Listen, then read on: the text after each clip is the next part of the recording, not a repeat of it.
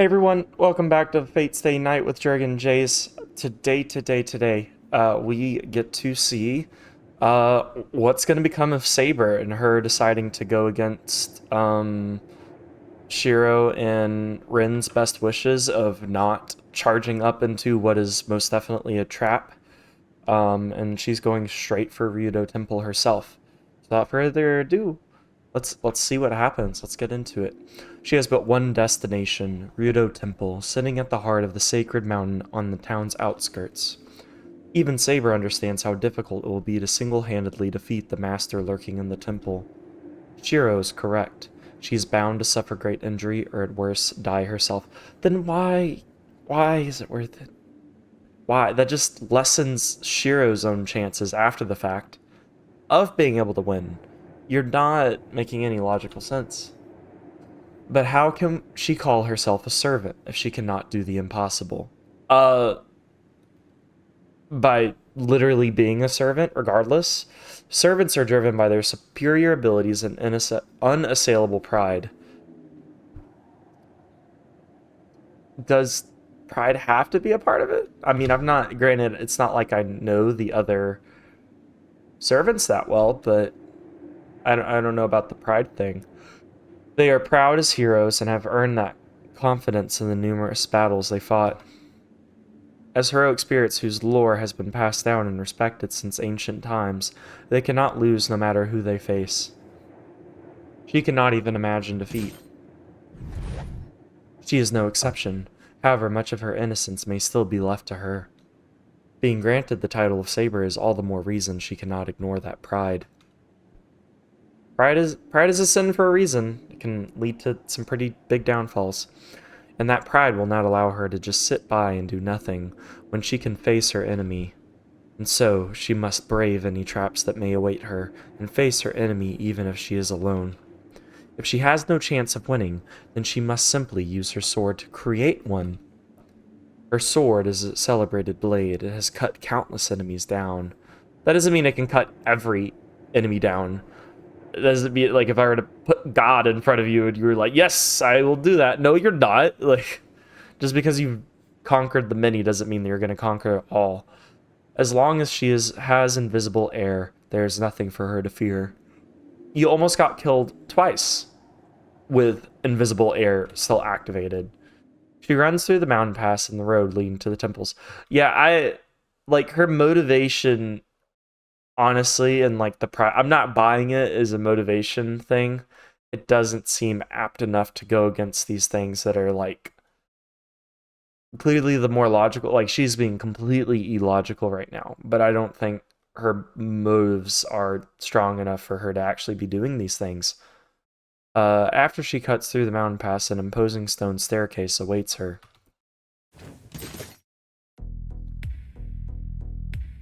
Dun dun dun. I mean, that's not... I was expecting, like, really long hike up there. This is certainly... It is certainly different than the Ryudo Temple she remembers. The air is stagnant. Okay, what's the difference then? Can we talk about that, not the weather? The wind is barren. The land's lifeline was contaminated long ago. This place is a land of death. Or is she talking about, like, the vibes are different than last time? The moment one enters, there can be no escape. ... She does not hesitate. Saber does not so much as break stride as she runs up the steps. Scenery flies by. Her footsteps echo on the stone stairs, and the mountain begins to stir. The stairs are long, stretching across a great distance. The temple gates are far even for Saber, who shoots up the stairs like an arrow. So long are the stairs that it is impossible for one to pass through the gate undetected. An ambush surely awaits along the way. Reaching the gate will not be easy. Whatever schemes may await her, she must simply slash through them and keep moving. Dude, a sword is not gonna solve everything. Like, it's just not. You can't. It's like, oh gosh, that's like me saying I'm gonna draw through all of my problems just because I'm an artist. Yeah, I'll just draw it away. It's not always the solution. It's not always like, no, nothing will stop her. Even were Berserker to appear before her, she would break through. I mean, at least, yeah, I was about to say, at least she has determination, confidence. Such is her determination, her confidence. That doesn't make it true. I can think I'm the hottest man alive, doesn't make it true. She reached the top. Granted, that's a more subjective matter. Just as she is about to reach the temple gates, the obstacle presents itself. You about to meet a new master or servant? Servant? Definitely a servant. No. Saber stops. Despite her determination to push through no matter what enemy she faces, she is surprised by what she finds. A really attractive man. Man, what if I just abandon Shiro and just become this guy's servant? It appears so naturally, like a breeze. Ooh, why did I do a ghost noise for a breeze? I was about to blow on the microphone, but I don't know if it... Let me see if it'll pick up. Does a little. I don't know what sound that actually carries through as, but... The man appears before her, lacking any trace of enmity, but leaves not a single opening for an attack. Dude, I had never understand the, like, because this happens a lot, not just anime, but like a lot of just like fantasy stuff with swordplay involved, where they just like Lord Vader or Darth Vader from Star Wars is a great example, where they stand there and then just have like they're like really relaxed looking, and then just have the lightsaber, the sword, whatever, off to the side, and the other person's like, there's no possible way, there's no openings, how could we ever get in? It's like the most relaxed looking pose. I don't understand how that is like the peak stance or whatever, but I mean, I don't know. I mean, granted, Darth Vader does go crazy, and his like sword play is simple compared to other, but like very strong and just very stern and calculated. But Saber stops and readies her invisible sword. The man before her, backlit by the moon, ignores Saber's menacing glare as if it were nothing to him. A samurai. She has heard about them, but she's bewildered by the sight of one. This is her holy second Grail War. This is her second Holy Grail War. Even though she has seen many other heroic spirits, this is her first time seeing a servant like him. Like the only samurai? Is that what you mean? ... Sweat beads on Saber's brow. She isn't afraid. Rather, she is struggling to comprehend the situation. Usually when you don't know something, usually the emotion we would call that is fear, is because it is an unknown. It is not as if she has ever encountered strange servants. Never encountered. Certainly there is no stranger and more mysterious servant than the archer of the previous war. By comparison, the servants before her is hardly frightening, and possesses no incredible weaponry. I wonder how much... Because if we get more of Saber's point of view, I wonder how much like Fate Zero had from this original source material to go off of for the last Holy Grail War, for them to kind of talk about it here and there sparingly. Or do they just have to like say with this, the archer was more mysterious than the last war? Like, do they just then make the last archer really like eccentric, or like I wonder what the creative thought process behind those things were. By comparison, the servant before her is hardly frightening, and possesses no incredible weaponry. That is exactly what makes it strange. I think I found out what causes me to yawn so much when I record. Like, I was fine before I started, and then now, you know, do the whole yawn thing. I'm trying to just censor myself with it a bit more. But, I think me talking so much, I'm not actually like taking that many deep breaths. So maybe it's for a lack of oxygen, and my brain's like, please get oxygen, big yawn, please. She senses nothing from the man. There's no doubt he is a servant, but he seems to possess neither a noble phantasm nor magical energy. He should be an easy foe. Their fight should end in a single blow. But her instincts give her only one simple warning. Very simple warning. Don't underestimate him. The servant has, well, I mean, he has the stance, of course. He has the Darth Vader stance. How could you not underestimate, or how could you, what's the right wording? Whatever, you know what I mean. The servant has a means of inflicting instant death. ... She can't get closer. His katana is unconventionally long for a Japanese sword. Yeah, Japanese people, they got them short swords, if you know what I'm saying, making it hard to gauge spacing. But more than that, Saber's position puts her at a huge disadvantage. Spacing. I have the high ground, and it's literally Star Wars. Except, yeah. Because Anakin, if he was Darth Vader, would be at the bottom, not the top. And Obi-Wan. It's maybe Saber's Obi-Wan in this case, but, you know. The man stands at the top of the stairs, and Saber stands below him. He's about 5 meters from her. His sword will reach her before she can rush him. But she feels nothing from his sword. Are you supposed to, or are you saying like an easy way? Repelling it should be easy. She should not be afraid to step in. But Saber senses somehow she should not. Or did they start fighting? I'm confused. Saber adjusts her grip on her sword and glares at the enemy ahead of her. No, they haven't. Why are you like... I don't know. How are you already knowing this? She may not know his identity, but she should at least be able to determine his class. I ask of you, what servant are you? Saber doesn't expect an answer. After a brief smile.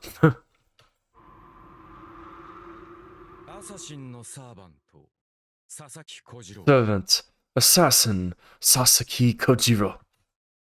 The servant's reply is given in a sing-song voice. What? Saber cannot help but be... Wait. Did he gave his full name. Sasaki Kojiro. I don't know who that is. But, like, the fact that he was willing to give it just immediately. Servants generally conceal their identities. What sort of servant would so bluntly and proudly give his name? One that has no fear, I guess. You. Why? Why?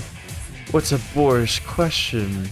It is only polite. I don't know. I feel like this voice is too close to other voices I've done. This is too close to Shinji's voice. Sing-song voice. Why, what a boorish question. It is only polite to introduce myself before a duel. All the more so against an opponent as so beautiful as you. How odd, then, that you should react as you have. I feel like that's different enough. The man who introduced himself as Sasaki Kojiro, the assassin, appears to enjoy Saber's confusion. There is no way Saber knows. She has no idea this servant is a swordsman who wields a long sword, called Monoho Shizoa, and was rumored to have been unrivaled swordsman during the Keiichi. Really? I did the great pronunciation on Monoho Shizao, but now I can't do Keicho era in Japan? Really? That's where I stumble up? And of course, when I did Monoho Shizao, the second and third time, I just butcher it. Knowing, of course, would change nothing. The man's origin is unknown, and even his existence is uncertain. So meaning you just, like, don't know anything about his identity? His story was told only by word of mouth. And there is perhaps only one person in the world who knows the true identity of the man who is hailed as the greatest swordsman in the world. The man who never left a mark in history, but was Sasaki Kojiro's arch-enemy, and the only one to have ever defeated him. Wait, how do you know all this about him? Like, I feel like in the last Holy Grail War, you're not just sitting there reading history books for you to know this stuff. So how can this man be called a hero? The assassin, Sasaki Kojiro, is a presence far removed from Saber herself. Who among heroic spirits could know the abilities of swordsmen who could not himself normally be a heroic spirit? However, two things are clear for her. 1, this man's hot. 2, I'm gonna woo him with my feminine charm. One is that the man before her is an enemy, and the other is that he has willingly identified himself. You are certainly correct. A knight's honor demands revealing oneself when addressed, and that one should return the gesture in kind. Is she about to say her, like, name? In that case, Saber's voice is grave. Revealing her true name poses an immense risk. Dude, are you really about to do all this just for the sake of pride? Saber, you are throwing right now. I mean, this is a battle royale. If we're playing Fortnite right now, we would have lost. We'd have been the first ones out. We were almost the first ones out. She could not reveal her true name, even under torture, nor does she have any intention of doing so. Okay. At least she has that going for her. However, this is only in the name of her pursuit of victory. For this same reason, she cannot tarnish her knight's honor.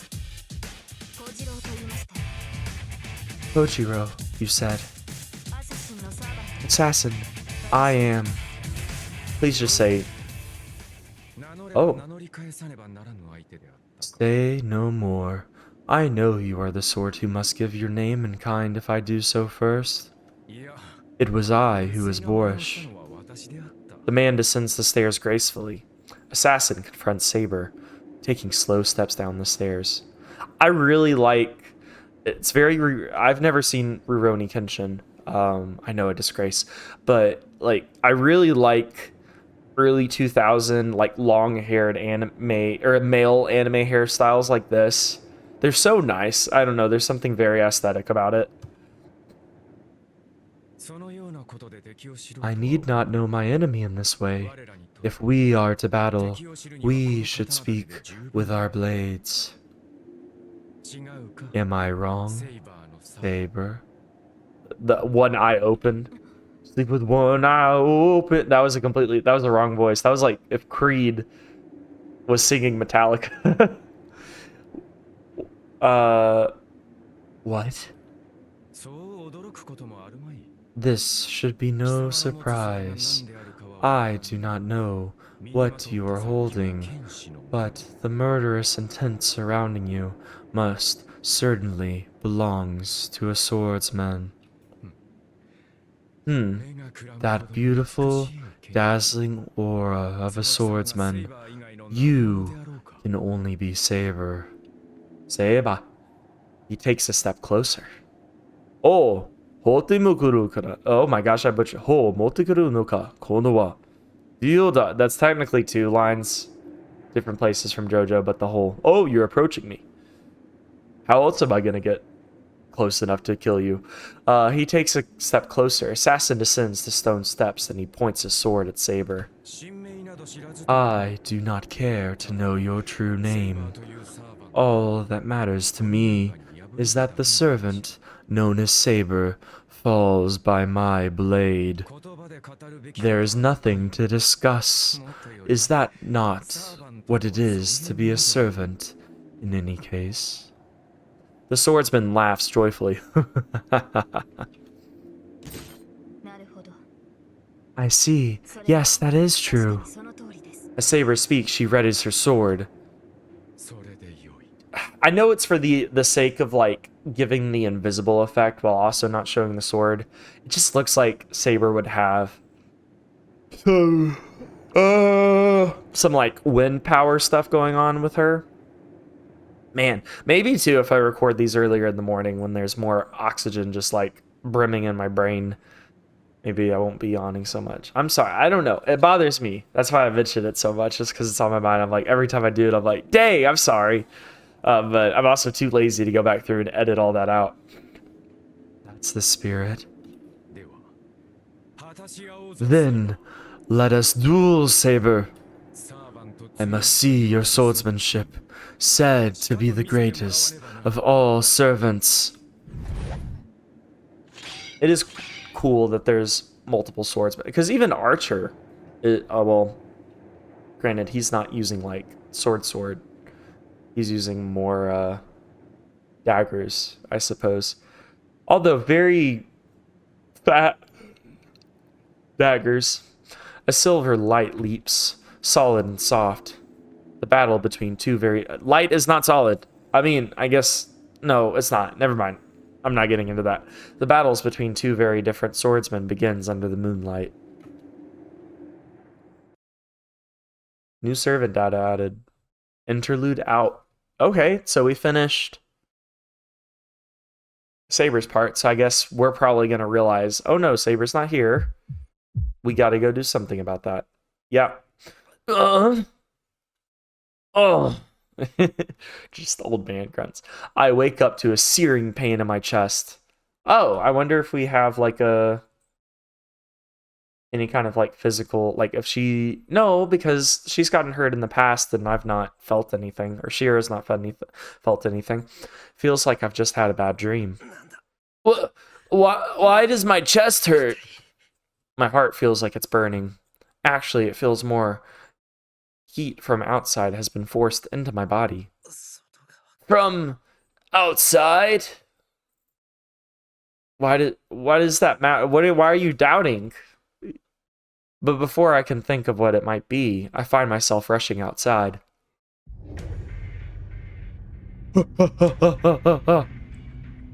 No! Saber, are you here? Nope. I open the sliding screen door to Saber's room. She's not here. She's not here! Don't tell me she... Oh no! No, there's no doubt. If she's not here, she went to Rudo Temple on her own. That idiot, Baka! Why? She hasn't healed, so why would she... Because her pride, apparently, because that means so much in this thing. Even though that's like the stupidest reason ever. I'm so angry my head is starting to hurt. I didn't tell her I wasn't going to fight. We're just delaying it. I just didn't want her to get hurt like that again.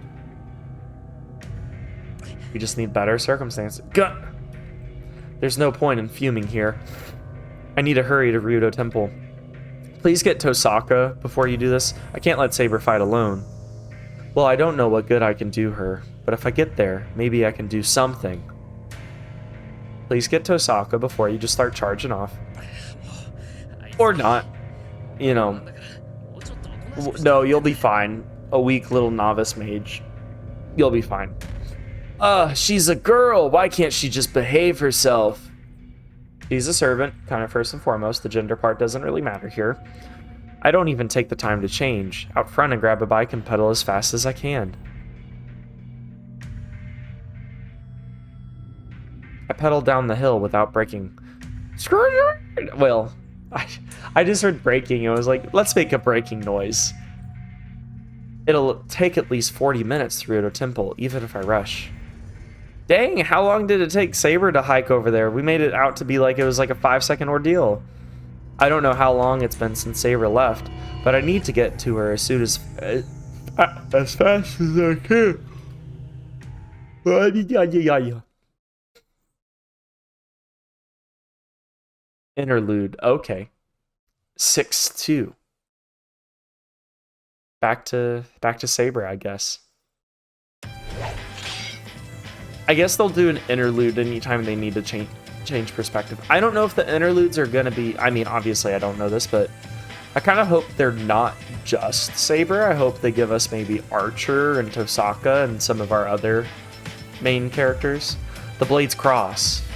The edges of both swords come into contact again and again. Yes, that's how sword fight works. Or else it wouldn't really be a sword fight. It'd just be a killing. Stroke after stroke. Sword and katana alike spark as they strike and parry. Again with the... It's been a while since we've had combat, but the whole sparking thing is really important imagery to these people, apparently. Several dozen exchanges like this later, and neither opponent has changed position. Assassin standing higher on the steps holds his ground. I have the high ground, Anakin! I hate you! Saber, who is trying to advance up on the stone steps, can't get any closer to Assassin. Over time, she bleeds more and more energy. Yeah, this is so productive, Saber. Ha! One of Saber's many attempts at rushing in. Assassin, that wasn't even a sentence. That wasn't a sentence at all. Assassin effortlessly swings his long blade. fully 1.5 meters, and halts Saber's advance. No, he's not simply preventing an advance. If Saber's blade is lightning, Assassin's katana is hurricane. The assassin may be no match for her in strength or speed. The flexible trajectory of his blade sweeps aside Saber's every attack. Yeah, range from both the Lancer fight and this fight seem to be a pretty big deal on her, which means Archer is also going to be a tricky one if he has some kind of ranged attack too. The ricocheting katana gains speed and flips back towards Saber's neck like a gust of wind.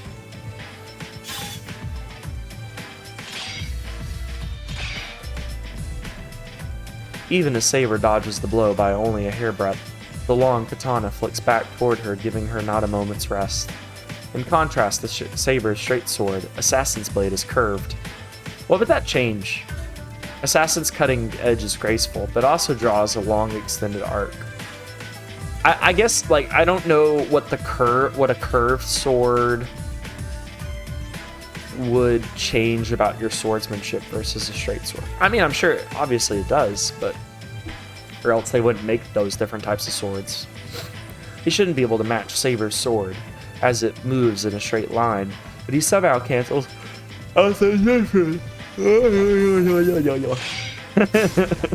noise at me. She suddenly stops. Her blade isn't moving fast enough to block Assassin's counterattack. She falls back a pace, knowing it's the only way she can avoid the incoming strikes.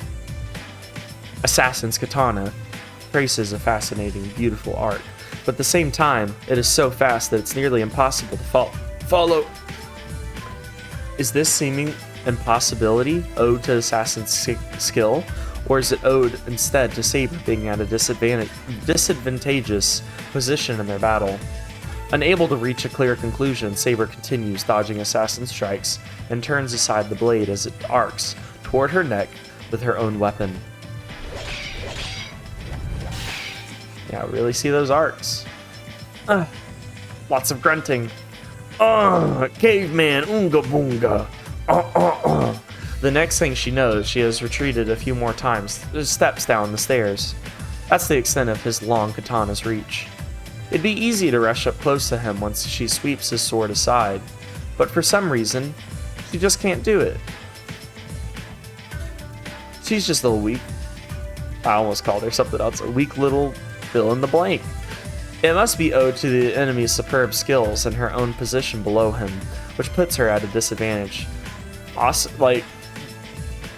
I feel like Saber isn't... Like, they keep on going on and on about how she is the most... or, like, the strongest class. She's yet to really prove that. Every fight she's had so far, she's lost or has been on the losing side of it. Saber bites her lip, thinking she wouldn't have such a hard time against that long katana if they were both on flat ground. This is certain... Oh wait, this is him talking. This is certainly a problem. I had not expected fighting against an invisible blade would be so challenging. Assassin is unmoved. He is fighting purely to defend. He need not chase after treating Saber, nor does he have any reason to give up the advantage of higher ground. I know why. I feel like the entire time I've been doing Assassin's voice, it's felt really familiar to me. Granted, I don't think any of you who currently watch me on YouTube really watched me when I used to stream on Twitch. Maybe you did, but like when I did and I was playing Persona 5, what's his name? The blue-haired guy, voiced by Matt Mercer. Yusuke. I kind of did the same sing-songy voice, but just made it a little bit deeper and kind of gave it some more dramatic pauses in there. This is certainly a No, I can't do it. Never mind. I have to hear it. Matt Mercer does such a good job. I listen to Matt Mercer's and it lets me be able to do it better. This must be the first time you have seen a katana, yes? My sword is quite wicked. An ordinary opponent would fall to but a single blow. You, on the other hand, have evaded it spectacularly. This pleases me, Saber. His sword grows longer. Additionally, Your cut-in technique is marvelous. You are able to do so much with that small frame of yours. You must be impeccably trained. Assassin watches Saber, his posture relaxed, perhaps simply because he didn't go on the offensive. The tip of his blade wavers, losing strength. But Saber cannot seize the opportunity. The man is not holding a stance. He's not been holding the stance the entire time. That was my whole thing about the Darth Vader thing. A long katana like that can only be wielded as long as the wielder is able to swing the sword from any position. A sword is only able to be wielded once the wielder can wield the wielded sword. How many times can a wielder weld the wielder wielding the sword wielder? What kind of statement was that? Winky face, uwu. Is something the matter? Surely you are not done. That invisible sword is not invisible for show, is it? You do not know when to stop talking. Also, I think too, Saber's voice that I have for her, even though I make it a little bit more higher pitched, comes pretty close to Assassin's voice right now. The sword and katana clash. Ah, I have you now. The long sword stops mid-swing. Assassin grins, glancing at his katana where it stopped the invisible sword, then parries again. While Saber catches the flash coming at her neck. Gah! Even Saber knows she's been able to block Assassin's unfamiliar sword attack, or sword work, thanks to her invisible sword. Her invisible sword can confuse the opponent's senses, both offensively and defensively. Yeah, I feel like with an invisible sword, you would be making better progress than what you do, but I don't know. And we don't even know his Noble Phantasm yet. He very much has the advantage on us. Okay, we're gonna figure out how this fight concludes next time. So I'm gonna see you guys later. Bye.